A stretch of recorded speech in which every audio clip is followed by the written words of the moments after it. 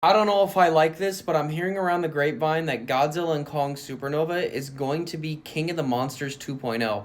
And I can sit here and tell you confidently that's not a good thing. Regardless of if you liked and or disliked this film, one thing that cannot be discredited is there was too much of one thing and not enough of another. What I mean by that is there was too much spectacle, not enough story. The story lacked heavily in this film. Yeah, the kaiju were cool, obviously, but you cannot have just that to carry a film. Maybe it's just me, but I didn't have any emotional attachment to any character in this film, except for the monsters themselves, which again, disconnects between the two. You have to have the humans in order to have the monsters, so on and so forth. But if the story for the humans doesn't connect that well compared to the monsters, how are you gonna make that work? Don't get it twisted, it's great in terms of a monster-related story, but you can't just have it similar to how it was back in the 1900s. There has to be a solidified, at least decent story within these kinds of films to justify the means. And if you can't have that, whether or not you're making it a 70-30 thing, 70% monsters, 30% humans,